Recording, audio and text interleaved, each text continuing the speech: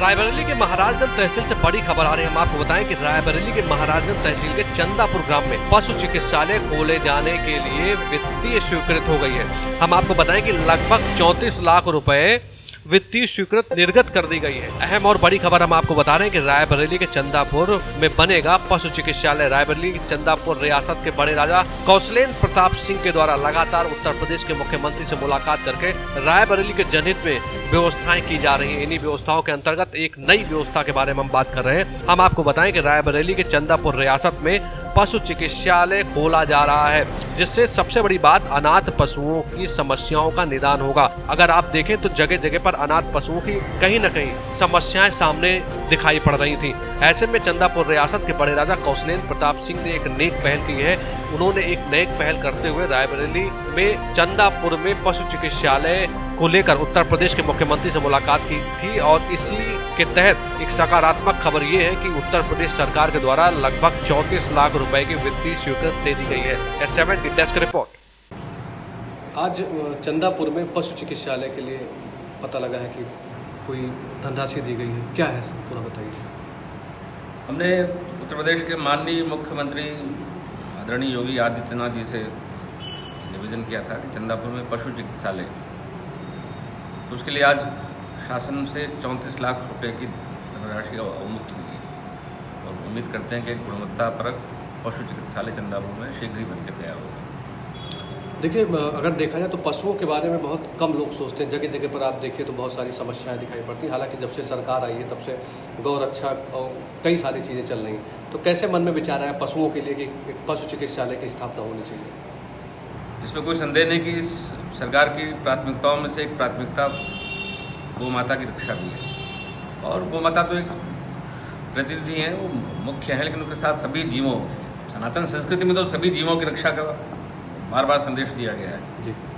और हम लोग देखते हैं कि अक्सर सड़कों पे श्वान, जिसको हम कुत्ता बोलते हैं, बाकी और भी जानवर पड़े मिलते हैं इस तरह के एक्सीडेंट में। रोड अच्छी बन रही है, गाड़ियों की स्पीड बढ़ रही है, जानवर की चपेट में आते हैं।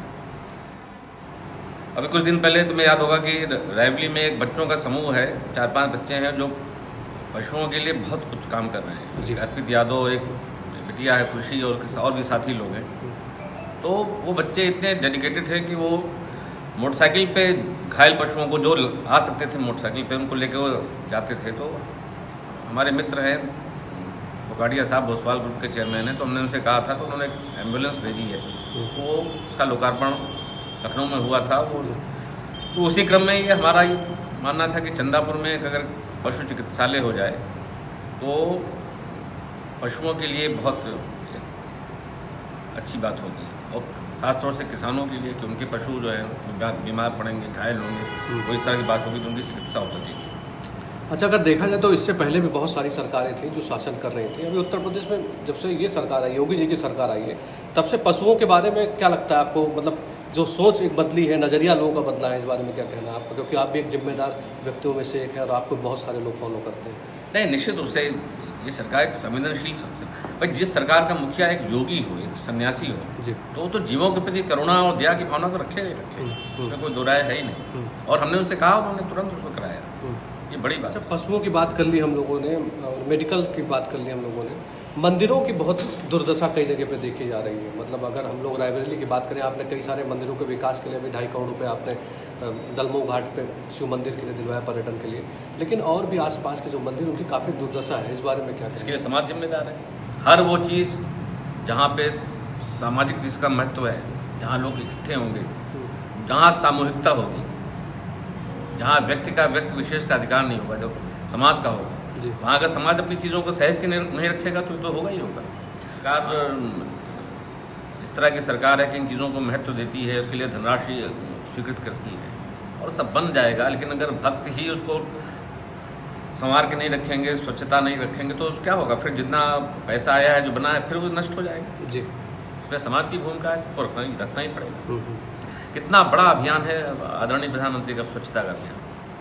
मतलब स्वच्छता का संबंध धर्म से, आध्यात्म से, स्वास्थ्य से, हर वो चीज़ जो व्यक्ति के जीवन को, उसके शरीर को, उसके मन मस्तिष्क को प्रभावित करती है, उसकी पहली सीढ़ी स्वच्छता है। अगर आदमी स्वच्छ रहे और उसका आग्रह रखे अपने जीवन में, तो क्या बीमार पड़ेगा क्या? मौसम के बदलाव से छोटी मोटी बीमारियां होंगी, लेकिन स्वच्छ व्यक्ति जो है वो बात की बहुत संभावना है कि वो एक स्वस्थ जीवन जिएगा। हम लोग स्वच्छ वातावरण में हवन पूजन होम करेंगे तो उसका महत्व होगा। हम लोग का पूजन में, पाठ में, आध्यात्म में मन लगेगा। स्वच्छता तो सबके मूल में है और ये बहुत बड़ा अभियान है प्रधानमंत्री जी का, इसका स्वागत करते हैं। स्वच्छ भारत के लिए आपने बताया जैसा कि चल रहा है, आप क्या हमारे चैनल के माध्यम से लोगों को क्या संदेश देना चाहेंगे? स्वच्छ भारत अभियान, इसका आह्वान भारत के आदरणीय प्रधानमंत्री ने प्रधानमंत्री बनते ही किया था। यह एक शासकीय अभियान नहीं है, ये एक जन आंदोलन है। जन इससे जुड़ेंगे, अपनी जिम्मेदारी का एहसास करेंगे तो ये निश्चित रूप से सफल होगा। भाई हम लोग को हर जगह हम लोग अधिकारों की बात करते हैं तो कर्तव्यों का तो भी ध्यान रखें कि क्या कर्तव्य है हम लोग, तो करना ही पड़ेगा।